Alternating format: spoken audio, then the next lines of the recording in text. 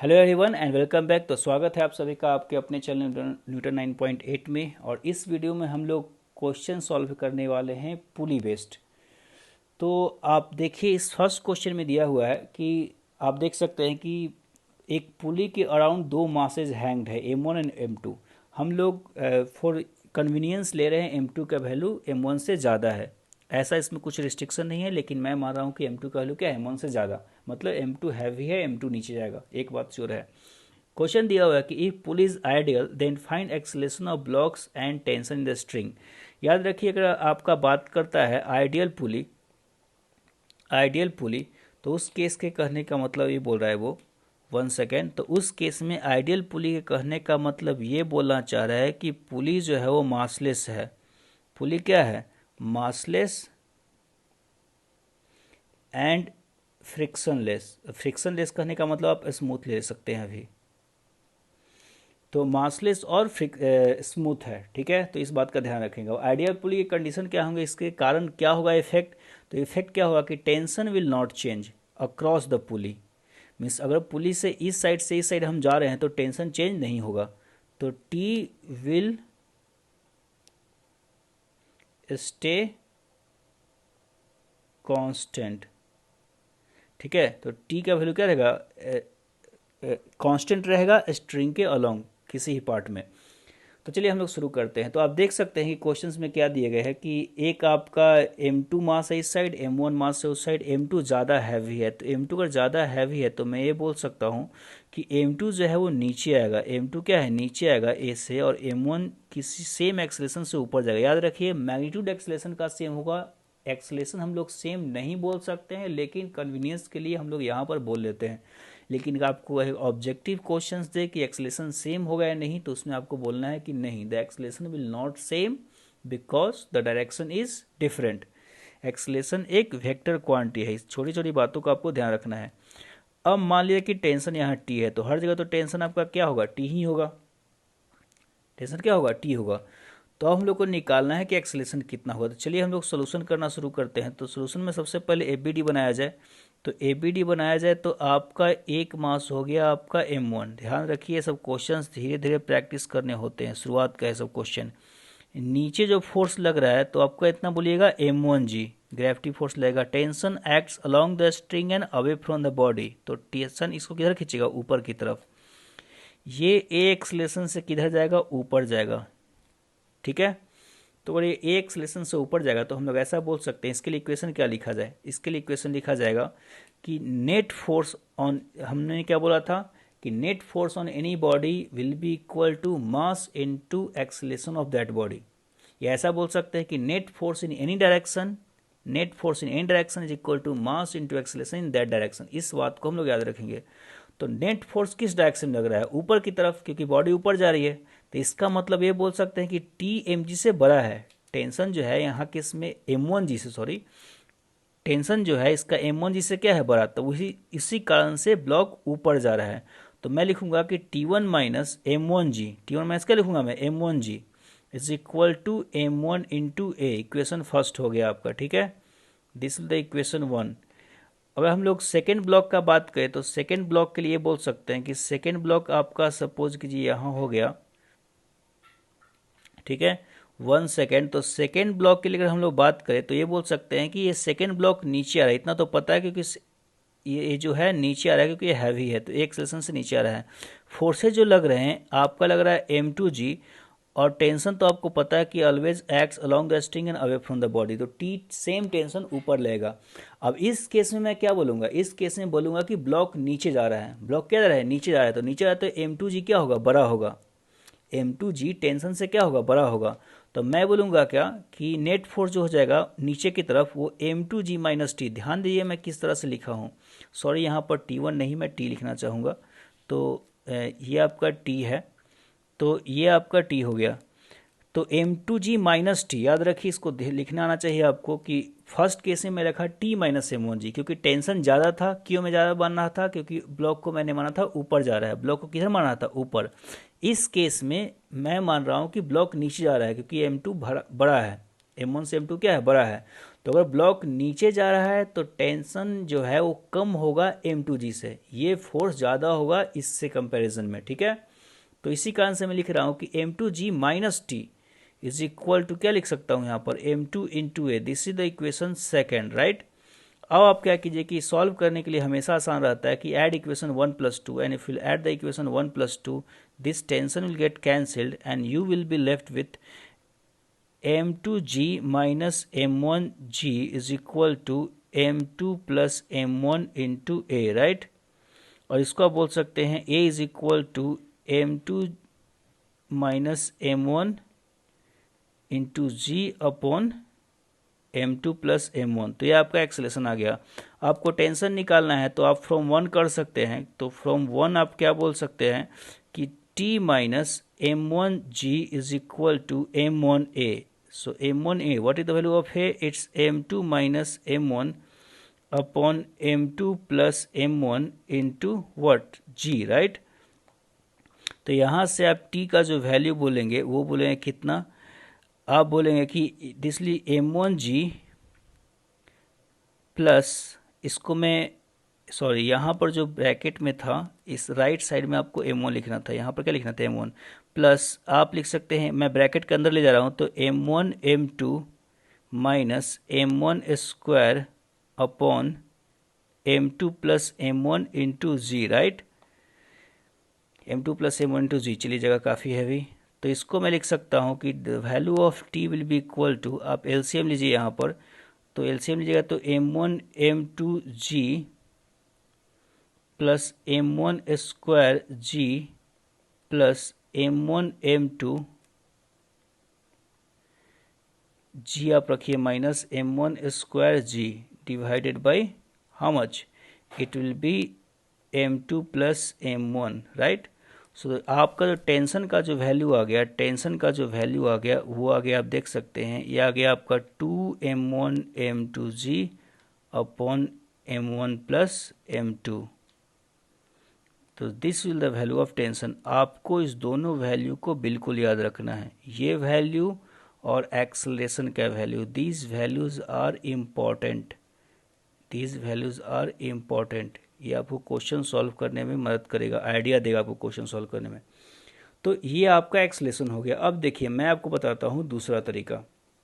ये तरीका बिल्कुल सिंपल था, मैं दूसरा तरीका शॉर्ट में यूज करने वाला हूँ। आपको थोड़ा अपना जनरल नॉलेज मतलब कॉमन सेंस यूज करना होगा। हालांकि जनरल नॉलेज और कॉमन सेंस में बहुत ज़्यादा डिफरेंस है। जनरल नॉलेज आपको पढ़ने से आता है, कॉमन सेंस क्या बोल सकते हैं उसको, M1 हो गया, इस तरफ क्या हो चुका है, M2 हो गया। तो चलिए इस क्वेश्चन को दूसरे तरीके से सॉल्व करते हैं। आपको थोड़ा रियलाइज करना होगा, आपको इमेजिन करना होगा जो मैं बात बोल रहा हूँ, यहाँ पर देख कर नहीं, आपको अपने मन में इमेजिन करना होगा। तो देखिए हो क्या रहा है यहाँ पर, यहाँ हो रहा है क्या कि यहाँ एक नीचे फोर्स लग रहा है M2G और यहाँ पर भी ग्रेविटी लग रहा है M1G।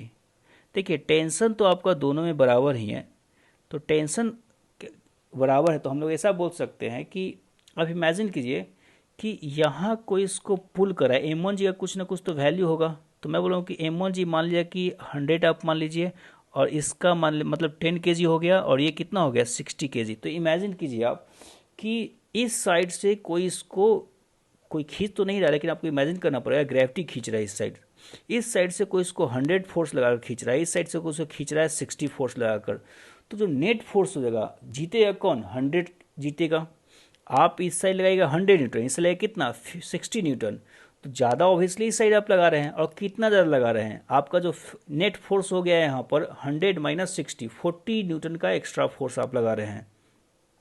और टेंशन यहाँ पर एक तरीके से इंटरनल टाइप का फोर्स होगा, बोलेंगे नहीं इंटरनल फोर्स, ऐसा तरीका आपको एग्ज़ाम में नहीं यूज करना है, 11th क्लास में बिल्कुल यूज़ नहीं करना है। बस आपको नीट और आप जो भी कॉम्पिटिटिव एग्ज़ाम का तैयारी कर रहे हैं उसमें क्वेश्चंस बनाने के लिए इसको यूज़ करना है। आप एग्ज़ाम में यूज़ कीजिएगा, 11th के एग्ज़ाम में आपको फेल कर देगा। तो मैं क्या बोल रहा हूँ कि इसमें इमेजिन कीजिए कि इस साइड में इसको खींच रहा हूँ 100 से और इस साइड इसको खींच रहा हूँ 60 से, ठीक है। ग्रेविटी खींचने का काम करे दोनों तरफ, तो जीतेगा कौन, 100 न्यूटन की जीतेगा। जीतेगा कौन इसका 100 न्यूटन। तो नेट फोर्स आप बोलिएगा कि 100 माइनस 60 होगा, क्योंकि 60 इस साइड अपोज कर रहा था इतना से, 60 से क्या कर रहा हो। आप इसको ऐसे भी सोच सकते हैं कि आपका एक ब्लॉक यहाँ हो गया, बहुत लोग ऐसे भी सोचते हैं इसको, आगे आप इसको खींचिए 100 से, पीछे आप इसको खींचिए 60 से, तो कुछ तो इस तरह से हो गया कि 60 से आप खींचेगा तो रुकने की कोशिश करेगा, ठीक है। तो यहाँ पर आपका M2 हो गया था और यहाँ पर क्या हो गया था M1, तो आप जीतेगा कौन 100 न्यूटन जीतेगा। तो उसी तरीके से यहाँ पर भी हो रहा है। तो आप जो एक्सलेशन बोलते हैं, आप ऐसा बोलते हैं कि net force is equal to mass, net mass into acceleration. ये मैं आपको बताया था तब जब एक्सलेशन सेम हो। यहाँ पर एक्सलेशन सेम तो है नहीं, क्यों नहीं सेम है, क्योंकि एक ऊपर जा रहा है एक नीचे, एक ऊपर जा रहा है क्या जा रहा है नीचे जा रहा है, तो एक्सलेशन सेम नहीं बोल सकते हैं। लेकिन मैं फिर भी आपको बोलता हूँ एक थ्योरी में थोड़ा मॉडिफिकेशन किया जाए, अगर आपको अंडरस्टैंडिंग है, कॉमन सेंस है आपको, तो एक थ्योरी में आपको मॉडिफिकेशन करना होगा कि हम लोग इस फार्मूले को तभी यूज कर सकते हैं जब आपका एक्सलेशन मैग्नीट्यूड में इक्वल हो। एक्सलेशन क्या हो, मैग्नीट्यूड में इक्वल हो, तभी ये तोड़ मरोड़ कर ये फार्मूला हम लोग यूज कर सकते हैं। somehow we will twist it, right? So what we can say that from this formula we can say that A is equal to net force on the body divided by net mass accelerating। Net mass, जितना system में पूरा मास एक्सलेट करा उस force के कारण, तो यहाँ पर नेट फोर्स कितना एक्सलेट कर रहा था 100 माइनस 60। ये बोलिए कि M2G माइनस क्या हो जाएगा M1G, ये नेट फोर्स एक्सलेट कर रहा था और उसके कारण नेट फोर्स था एक्सलेट करने के लिए रिस्पॉन्सिबल, इतना सारा फोर्स लग रहा था एक्स्ट्रा। M2G राइट साइड खींचना चाह रहा था, यह खींचना चाह रहा था, M1G लेफ्ट साइड खींचना चाह रहा था, जीता M2G। तो M2G माइनस M1G हो गया, डिवाइडेड बाई नेट मास कितना एक्सलेट कराया, नेट मास आपका एक्सलेट कराया, नेट मास हो गया M2 प्लस M1।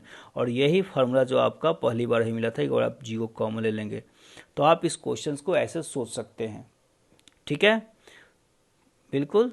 तो आपका ये क्वेश्चन हो गया, ठीक है, इस फार्मूले को आपको ध्यान रखना है। चलिए अब हम लोग आगे बढ़ते हैं।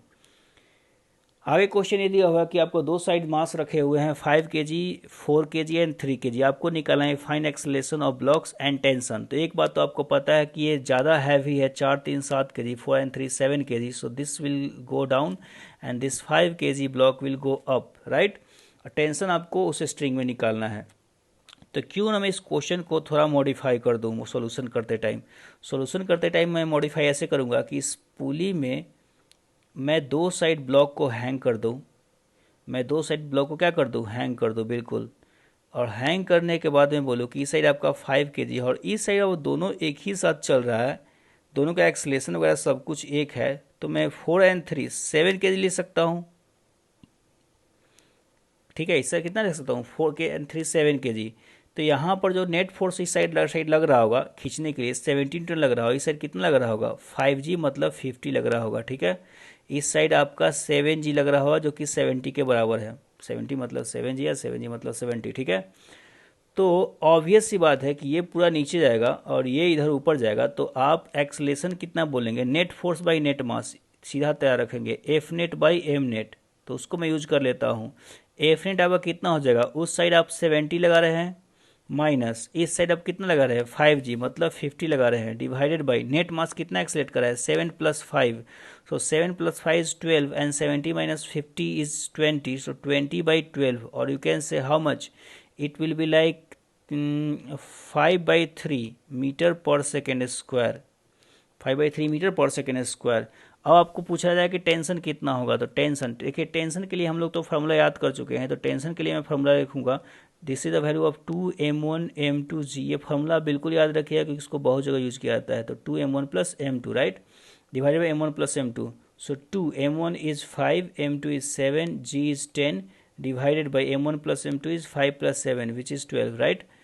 तो आप इसको बोल सकते हैं कितना, तो ये आपका 12 हो जाएगा। तो आप 6 से काट सकते हैं, इसको फिर से आप 3 से काटिए और सही है, इसको आप 5 से काट दीजिए, ठीक है। तो 25, so this will become equal to 25 into 7 which is 175/3, so this is 175/3 newton. I hope calculation सही है ये, ठीक। 25 into 7, yes that is 175 newton. तो ये आपका टेंशन हो जाएगा, राइट। अब चलिए नेक्स्ट क्वेश्चन में आते हैं। नेक्स्ट क्वेश्चन थोड़ा चेंज हो चुका है। नेक्स्ट क्वेश्चन में दिया हुआ है कि आपका M1 ग्राउंड पे रखा हुआ है, ठीक है, एक बात याद रखिए कि यहाँ ग्राउंड अभी स्मूथ है, यहाँ भी क्या रखा हुआ है, स्मूथ है सारा। जब तक फ्रिक्शन में नहीं पढ़ा दो तब तक फ्रिक्शन आएगा नहीं, ठीक है। तो आपका M1 रखा हुआ उधर, M2 यहाँ हैंग कर रहा है, आपको पता है टेंशन और एक्सलेशन निकालना है। तो एक बात तो पक्का पता है हम लोग को, क्या पता है, हम लोग को पता ये है कि ये ब्लॉक ए से नीचे जाएगा और सेम रेट से ये इधर आएगा। ओके, तो अब हम लोग एफ बी डी इसका ड्रॉ करेंगे। इसका क्या करेंगे, हम लोग एफ बी डी ड्रॉ करेंगे। तो एफ बी डी ड्रॉ करने के लिए हम लोग ऐसा बोल सकते हैं कि सबसे पहले ऊपर वाले का ड्रॉ कर लिया जाए। तो M1 आपका लग रहा है इस पे ऊपर खींचेगा, जो राइट साइड की तरफ खींचेगा टेंशन, इसको आगे खींच रहा होगा, रस्सी इसको आगे खींच रहा होगा, इसको रस्सी ऊपर खींचेगा। Tension acts along the string and away from the body. तो अलोंग द स्ट्रिंग आपका away from the body right side में हो गया, आगे की तरफ M1 को खींच रहा होगा वो। अगर आपको और भी फोर्स दिखाना है तो यहाँ आप M1G दिखा सकते हैं और साथ ही साथ नॉर्मल। लेकिन वो ऊपर में चल नहीं रहा है, चल रहा है हॉरिजॉन्टल डायरेक्शन में एक्सलेशन से, तो इस दोनों का कोई मतलब बनता नहीं है यहाँ पर एक्स डायरेक्शन का फोर्स को। और यहाँ पर आप बोल दीजिए क्या कि T is equal to the value M1A, right. This is equation 1। Now फिर talk about the second mass M2, right. तो M2 में जो नीचे लग रहा होगा कितना लग रहा होगा, M2G लग रहा होगा, ठीक है, बिल्कुल नहीं सही। आप ऊपर लगा रहे होंगे टेंशन, उससे कारण ब्लॉक जो है एक एक्सलेशन से नीचे आएगा। तो यहाँ बोले क्या इसके लिए कि net force in downward direction, जो कि हो जाएगा M2G माइनस T, क्योंकि ये ब्लॉक नीचे आ रहा है, equal to M2 into A। This is the equation second. If you want to solve it add 1 + 2।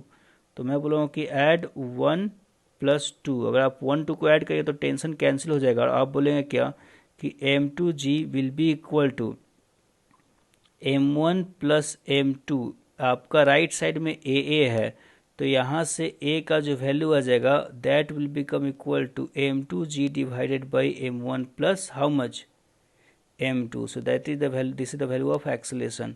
और हम लोग एक्सेलेशन का वैल्यू फर्स्ट इक्वेशन में पुट कर दे तो हम लोग बोल सकते हैं कि from equation first T1 is equal to how much, sorry T not T1। So यहाँ से T का जो वैल्यू आ जाएगा कितना आ जाएगा, so T will become equal to M1 into A, और M1 मल्टीप्लाई कितना देगा M1 M2G upon M1 plus M2। मतलब पिछले वाले केस में 2M1 M2G था, इसमें बस M1 M2G है।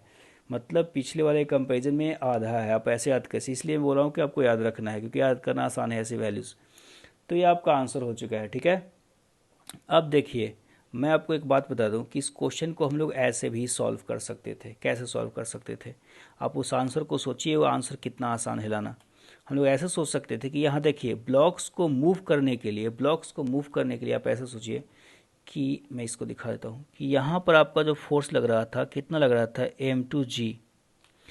तो इसका जो mg है, M1 का जो mg है, इसका mg किसी काम का नहीं है, वो नॉर्मल से बैलेंस हो जा रहा है।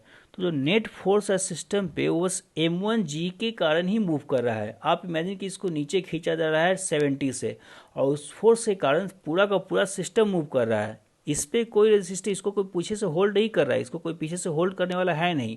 mg जो लग रहा था वो नॉर्मल से बैलेंस हो गया है, इसका जो mg लग रहा था वो नॉर्मल से क्या हो चुका है, बैलेंस हो चुका है। अगर mg नॉर्मल से बैलेंस हो चुका है तो आपका जो भी फोर्स प्रोवाइड कर रहा है मूव करने के लिए वो M2G ही प्रोवाइड कर रहा है। इसको कौन प्रोवाइड कर रहा है, M2G, उसी कारण ये मूव कर रहा है। तो हम लोग नेट फोर्स बोलेंगे, एक्सेलेरेशन क्या बोलते हैं, नेट फोर्स बाय नेट मास।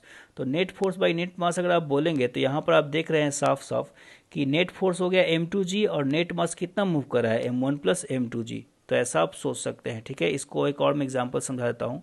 मैंने क्या बोलना चाहा कि एग्जाम्पल क्वेश्चन में ये बोलना चाहा, वेट, एग्जाम्पल क्वेश्चन में बिल्कुल सीधा सा बात मैं बोलना चाहा हूँ कि आपका मान लीजिए पुली घूम सकता है, इसमें नहीं सोचना है कि पुली ऐसे कैसे हो गया, कौन उतना पुली का सोचने जाए, ठीक है। तो ये आपका सिस्टम हो गया है, और मैं कुछ मास लेता हूँ इस केस में। इसको अब मान लीजिए आप 6 kg, और इसको मान लीजिए आप 4 kg, कुछ भी हो फर्क नहीं पड़ता है, तो 4 kg ही मान लिया जाए, सही है। तो आप इमेजिन कीजिए यहाँ जो फोर्स लेगा कितना लेगा, 6G लेगा, 6G which will equal to 60 newton. ये जो फोर्स है उसके कारण ये नीचे आना चाहेगा, लेकिन इसको टेंशन होल्ड करेगा और पूरा कुछ टेंशन फोर्स खा जाएगा, मतलब टेंशन इसको रोकने की कोशिश करेगा। क्यों रोकने की कोशिश करेगा? बोलेगा कि नहीं मेरे साथ ये भी चलेगा, मेरे साथ ये 4 kg का ब्लॉक भी चलेगा। तो मैं बोलूँगा क्या कि मान लीजिए टेंशन ने कुछ फोर्स खा गया और वही फोर्स इसको दे दिया, 4 kg को यहाँ पर दे दिया, और उससे कारण ही ये 4 kg मूव कर रहा है। और 4 kg को रोकने के लिए कोई है नहीं, क्योंकि आपका mg जो लग रहा था वो ग्राउंड पर आप रख चुके हैं, तो mg और नॉर्मल क्या हो चुका था, बैलेंस हो चुका था। तो इसका कोई मतलब बनता नहीं है। तो मैं क्या बोलूँगा कि जो एक्सलेशन आप बोलते हैं, क्या बोलते हैं, एफ नेट बाई आप क्या बोलते हैं, एम नेट। ठीक है, तो नेट फोर्स तो मुझे बस 6G दिख रहा है, 6G के कारण ये पूरा का पूरा सिस्टम आ रहा है नीचे की तरफ। तो 6G दिख रहा है और नेट मास कितना एक साथ घूम रहा है, तो घूम रहा है 6 + 4 10, राइट। तो दिस विल 6, बेसिकली 6G का वैल्यू 10 आप लेंगे तो 6 मीटर/सेकेंड स्क्वायर। तो यहाँ पर वही चीज़ होगा कि आप पिछले केस में ही देखेंगे, तो जो आंसर है आपका m2g/m1+m2 है। m2g कहने का मतलब 6G यहाँ पर हो चुका है। m2g कितना हो चुका है, 6G डिवाइडेड बाई m1+m2 कितना हो गया, 6 + 4। तो आप इसको ऐसे सोच सकते हैं। तो इस वीडियो में इतना ही। होप कि वीडियो आपको पसंद आई होगी। तो अगले क्लास में हम लोग इंक्लाइन प्लेन के बारे में शुरू करेंगे। तब तक के लिए बाय बाय।